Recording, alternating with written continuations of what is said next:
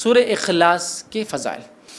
नबी अकरम सल्लल्लाहु अलैहि वसल्लम जब तवाफ़ कर लेते हैं तो 2 रकात जो नमाज़ पढ़ते हैं उसके बाद, तो उसमें पहली रकात में काफ़िरून और दूसरी रकात में सूरह इखलास की आप सल्लल्लाहु अलैहि वसल्लम जो है तिलावत किया करते थे। इसी तरह आप जब 3 वितर पढ़ते हैं, 3 वितर के अंदर पहली रकात में सूरह आला, दूसरी रकात में सूरह काफ़िरून, तीसरी रकात में सूरह इखलास पढ़ते थे। इसी तरह सूरह इखलास, सूरह फलक और सूरह नास, ये तीनों की जोड़ी की बड़ी फजीलत है, वो भी रख देता हूँ, ठीक है, एक साथ पढ़ने की फ़ज़ाइल क्या है। आप सल्लल्लाहु अलैहि वसल्लम फरमाया, तौरेत, ज़बूर और इंजील, हत्ता कि कुरान मजीद में भी कोई सूरत सूरह इखलास, सूरह फलक और सूरह नास जैसी फ़ज़ाइल नहीं रखती। तौरेत, इंजील, ज़बूर में तो थी नहीं ये तीनों भी, और इस जैसी फजीलत वाली कोई सूरत कुरान में भी नहीं है, इनका कोई बराबर हम पल्ला नहीं, ठीक। इस तरह आपने फरमाया सहाबा को रोज़ाना रात सोते वक्त सूरह इखलास, सूरह फलक और सूरह नास पढ़ने की ताकीद की। आइए हदीस के अल्फाज इस तरह से, ये मुस्नद अहमद की रिवायत है। उक़बा बिन आमिर रज़ी अल्लाह अन्हु फरमाते और कहते हैं, नबी अकरम सल्लल्लाहु अलैहि वसल्लम से मिला तो आप सल्लल्लाहु अलैहि वसल्लम फरमाया, ए उक़बा, जो ख़ता रहमी करे इससे तू सिला रहमी कर, जो तुझे महरूम रखे तो इसे अता कर, जो तुझ पर जुल्म करे तो इसे माफ़ कर दे। उक़बा बिन आमिर रज़ी अल्लाह अन्हु कहते हैं, मैं दोबारा आप सल्लल्लाहु अलैहि वसल्लम की खिदमत में हाजिर हुआ तो आप सल्लल्लाहु अलैहि वसल्लम फरमाया, उक़बा अपनी ज़बान को रोक, अपने गुनाहों पर आंसू बहा, अपने घर में बैठा रहे। उक़बा बिन आमिर रज़ी अल्लाह अन्हु कहते हैं, मैं फिर आप सल्लल्लाहु अलैहि वसल्लम की खिदमत में हाजिर हुआ। आप सल्लल्लाहु अलैहि वसल्लम फरमाया, अय उक़बा, क्या मैं तुझे ऐसी सूरत ना सिखाऊं कि इस जैसी सूरत ना तौरेत, ना इंजील, ना ज़बूर में जो है नाजिल हुई और ना ही कुरान में हुई। सुन, तुझ पर कोई ऐसी रात ना गुजरने पाए जिसमें तू 3 सूरतें ना पढ़े। कोई रात ऐसी नहीं गुजरना जिसमें ये 3 सूरतें तूने ना पढ़ी हो। कौन कौन सी? क़ुल हुवल्लाहु अहद, क़ुल औज़ु बिरब्बिल फ़लक़, क़ुल औज़ु बिरब्बिन नास।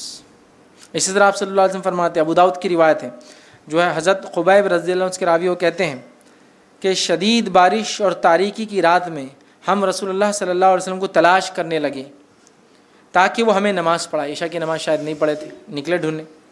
हमने आप सल्लल्लाहु अलैहि वसल्लम तलाश कर लिया, आप सल्लल्लाहु अलैहि वसल्लम ने दरियाफ़्त फरमाया, और तलाश कर लिया हमने, किसी जगह मिल गए आप सल्लल्लाहु अलैहि वसल्लम। दरियाफ़्त फरमाया, क्या तुमने नमाज़ पढ़ ली? आप सल्लल्लाहु अलैहि वसल्लम हमसे पूछा। जब मैंने जवाब ना दिया तब आप सल्लल्लाहु अलैहि वसल्लम ने फरमाया, कहो। मैंने फिर भी कुछ जवाब नहीं दिया। फिर आपसे पूछा, वो कहते मैंने कुछ भी नहीं जवाब दिया। तीसरी बार जब कहा आप सल्लल्लाहु अलैहि वसल्लम, तो मैंने अर्ज़ किया, अल्लाह के रसूल सल्लल्लाहु अलैहि वसल्लम, नहीं। तो आपने इरशाद फरमाया, शाम और सुबह के वक्त 3 मरतबा, शाम और सुबह के वक्त 3 मरतबा, 3 टाइम्स सूरह इखलास और मौज़तैन सूरह फलक़ और नास पढ़ो। ये हर मुसीबत और तकलीफ़ से बचने के लिए काफ़ी है। 3 टाइम्स डे एंड नाइट, सुबह और शाम, मतलब सुबह और शाम ये 3 सूरतों को पढ़ना है और उसको जो है दम करना, याद रखिए, ये तेरे लिए हर तकलीफ़ से बचाव के लिए काफ़ी हो जाएंगे।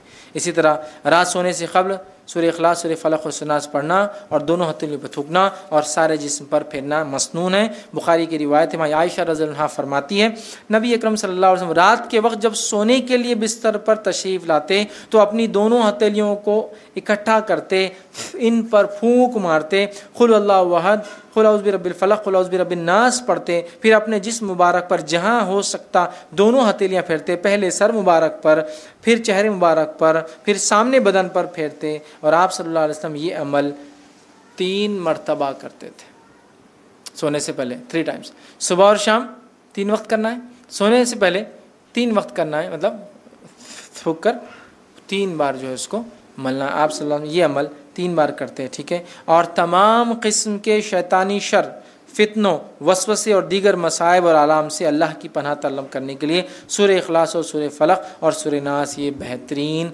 सूरतें हैं। याद रखिए, समझता हूँ इसे कितने फ़ज़ाइल है, इसी कोई इंतहा नहीं, इसलिए कि इस सूरत का नाम बताता है इखलास। इखलास का माना होता है प्योर, खालिस, बग़ैर मिलावट का। इखलास ने क्या किया? सूरतुल इखलास ने रब और रब क्या नहीं है उसको फ़र्क कर दिया, गॉड क्या है और क्या नहीं है उसको डिफ्रेंशिएट कर दिया। इसलिए इखलास साफ कर दिया, क्लियर कर दिया, प्योर कर दिया, किसी भी किस्म की मिलावट बाकी ना कि रब कौन है और कैसा है। सूरह इखलास पढ़ने वालों से अल्लाह ताला जो है मोहब्बत फरमाता है। सूरह इखलास जो लोग पढ़ते हैं अल्लाह ताला उनसे मोहब्बत फरमाता है। मुस्लिम की रिवायत है, माँ आयशा रज़ियल्लाहु अन्हा फरमाती और कहती है कि अल्लाह के रसूल सल्लल्लाहु अलैहि वसल्लम ने एक शख्स के क़यादत में लश्कर भेजा, मतलब एक शख्स की क़यादत में, लीडरशिप में एक बटालियन, एक लश्कर जो है आपने भेजा। वो साहब जब नमाज़ पढ़ाते तो अपनी क़िरत में सूरह इखलास पर ख़त्म करते, मतलब जब भी नमाज़ पढ़ाते जो ख़त्म करते नमाज तो एंडिंग सूरह इखलास, मतलब अगर एक सूरह पढ़ा तो दूसरा सूरह इखलास आखिर में होता ही था, एंडिंग सूरह इखलास। आने के बाद लोगों ने कहा अल्लाह के रसूल सल्लल्लाहु अलैहि वसल्लम, ये साहब क्या करते थे, हर नमाज के एंड में सूरह इखलास ऐड रहता था इनका एडिशन। तो ख़त्म करते, जब लश्कर वापस आया तो लोगों ने रसूलुल्लाह सल्लल्लाहु अलैहि वसल्लम जिक्र किया, आप सल्लल्लाहु अलैहि वसल्लम ने इरशाद फरमाया, इससे दरियाफ्त करो ऐसा क्यों करता था।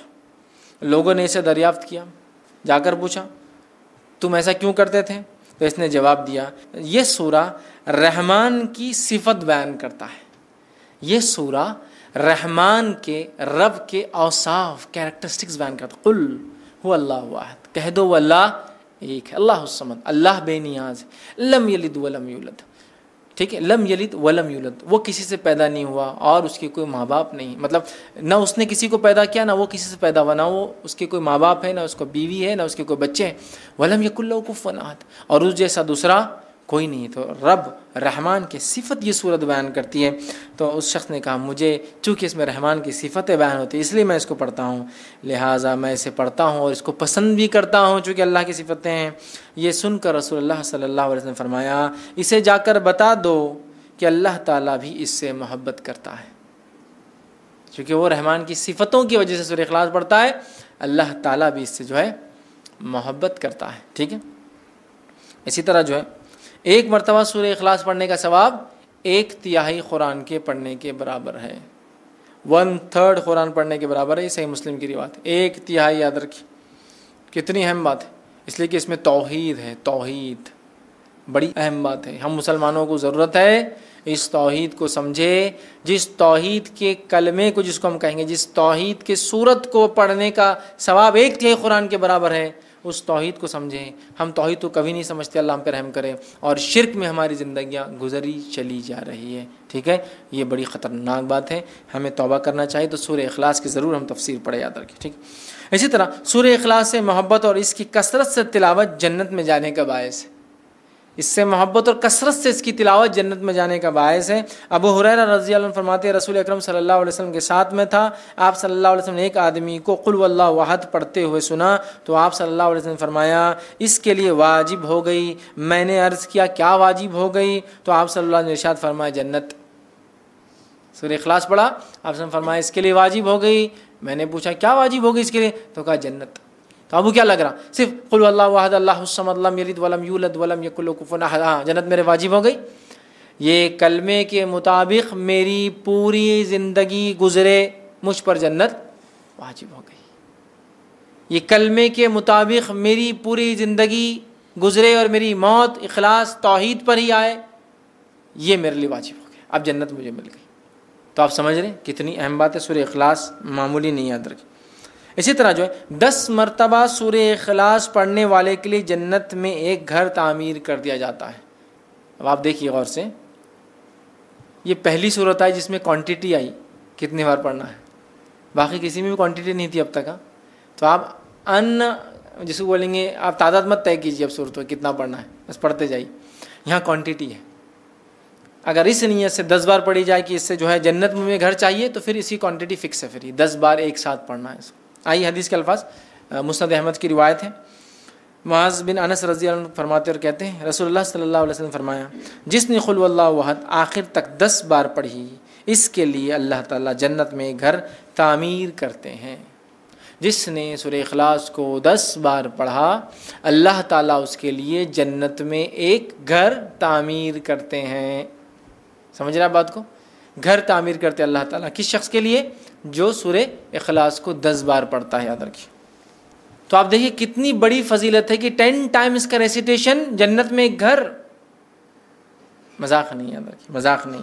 ठीक है, इसी तरह शैतान के वसवसों से बचने के लिए सूरह इखलास पढ़कर बाईं जानिब, ठीक, बाईं मतलब लेफ्ट हैंड जो है 3 मरतबा थूकना चाहिए। ये वसवसे जो कंटिन्यू आते हैं ना, उसका भी इलाज है इसके अंदर। ठीक है, हदीस का अल्फाज सुनिए, जो है अबू दाऊद की रिवायत है। जो है अबू सलमा बिन अब्दुर्रहमान रज़ी अल्लाह अन्हु कहते हैं कि रसूलुल्लाह सल्लल्लाहु अलैहि वसल्लम मैंने फरमाते हुए सुना है कि एक वक्त आएगा लोग एक दूसरे से बहुत ज़्यादा सवाल करेंगे, बहुत ज़्यादा सवाल करेंगे, हत्ता कि एक कहने वाला कहेगा अच्छा मखलूक को अल्लाह ने पैदा फरमाया। एक आदमी आके क्या सवाल करेंगे, अच्छा मखलूक को अल्लाह ने पैदा किया, तो फिर अल्लाह को किसने पैदा किया, वो शक डाल लेंगे। मखलूक को अल्लाह ने पैदा किया तो अल्लाह को किसने पैदा किया। जब लोग ऐसी बातें करेंगे तो कहना, जब लोग ऐसी बातें करेंगे तुम्हारे सामने तो तुम क्या कहना, अल्लाहु अहद अल्लाहु समद लम यलिद वलम यूलद वलम यकुल लहू कुफुवन अहद। खतरनाक वसवसा है ना, अल्लाह को किसने पैदा किया, ठीक है, ये पढ़ लेना। अल्लाह एक है, अल्लाह बेनियाज है, उसने किसी को नहीं पैदा किया, उससे कोई पैदा नहीं हुआ और उसका हमसर उसके बराबर कोई नहीं है। फिर 3 मरतबा बाईं तरफ लेफ्ट हैंड की तरफ थूक कर शैतान से अल्लाह ताला की पनाह तलब करना। इधर थूकना है, लेफ्ट हैंड, औज़ु बिल्लाहि मिनश शैतानिर रजीम। ये पढ़कर 3 बार थूक कर शैतान से अल्लाह ताला में पनाह लेना, औज़ु बिल्लाहि मिनश शैतानिर रजीम पढ़ना। नमाज में वसवसे आए तो उसका तरीका अलग है। नमाज में वसवसे है, औज़ु बिल्लाहि मिनश शैतानिर रजीम, इधर थूकना है, लेफ्ट हैंड। और अल्लाह ताला की ज़ात में वसवसा डाल रहा है गैर नमाज में तो अल्लाहु अहद अल्लाहु समद लम यलिद वलम यूलद वलम यकुल लहू कुफुवन अहद, इधर थूकना है, लेफ्ट हैंड, तो ये निकल जाता है। अब एक चीज़, चूँकि मैंने बोल दिया हूँ तो अब इसको कुछ ना कुछ लॉजिकल आपको कुछ आंसर देता हूँ बात समझने के लिए। अल्लाह को किसने पैदा किया, लोग सवाल करते हैं। बहुत सारे एथिस्ट वगैरह ऐसे लोग हमसे भी कर सकते हैं दावती फील्ड में, ठीक है, या वो लोग जो अल्लाह को नहीं मानते हैं, गॉड को नहीं मानते हैं, क्रिएटर को नहीं मानते हैं। मैं एक एग्जांपल देके बात समझाता हूँ। अगर कोई बोल रहा है कि बी को किसने पैदा किया तो हम कह रहे सी, तो फिर सी को किसने पैदा किया तो हम कह रहे डी, तो डी को किसने पैदा किया तो हम कह रहे ई। कोई ना कोई तो फर्स्ट होगा जिसको किसी ने नहीं पैदा किया होगा, वर्ड नेचुरल है। आप कितना भी लंबा जाइए, जाने के बाद एक सर्टन पॉइंट पे आके आपको ये बात तो मानना पड़ेगी कोई एक था जो बगैर बनाए बना है। देखिए, अल्लाह को किसने पैदा किया, उसको किसी ने पैदा किया, तो उसको किसने पैदा किया, फिर उसको तो बात तो वही चाह के फिर जो फर्स्ट है फिर वही होगा, उसको किसने पैदा किया। क्वेश्चन तो एंडलेस है। तो हम कह रहे हैं जो नहीं पैदा हुआ अल्लाह है और जिससे सब कुछ पैदा हुआ वो उसकी मखलूक है, खत्म। कोई बता बी को किसने पैदा किया, तो आप बोल रहे नहीं सी तो होगा ना कोई, तो मैं बोल रहा सी को किसने पैदा किया, तो आप डी होगा, अच्छा डी को किसने किया तो ई होगा, तो एंडलेस चलती जा रही बात। तो कोई ना कोई एक है ज़ात जिससे इब्तिदा होना चाहिए पूरे कायनात की। लेकिन इस बात पे ज़्यादा गौर व फिक्र नहीं करना चाहिए। मैंने सिर्फ लॉजिकल आपको रीजनिंग के लिए बात का, फिक्र करना नहीं चाहिए। और ऐसे कभी ख्याल आता है तो अल्लाह में पनाह मांगना चाहिए शैतान मरदूद से, औज़ु बिल्लाहि मिनश शैतान। और तरीक़ा भी अब हमको पता चल गया। या ईमान की कमज़ोरी की जो दुआ है वो भी आप पढ़ सकते, किसी भी चीज़ में, रज़ीतु बिल्लाहि रब्बन व बिल इस्लामी दीनन व मुहम्मद नबियन। ये ख़ास तौर से ऐसे सवाल कोई लाए तो आपने फरमाया अल्लाहु अहद अल्लाहु समद लम यलिद वलम यूलद वलम यकुल लहू कुफुवन अहद, औज़ु बिल्लाहि मिनश शैतानिर रजीम। ये इसका तरीक़ा है, ख़त्म। लॉजिकली आपको एक्सप्लेन कर दिया मैंने कुछ बातें, ठीक।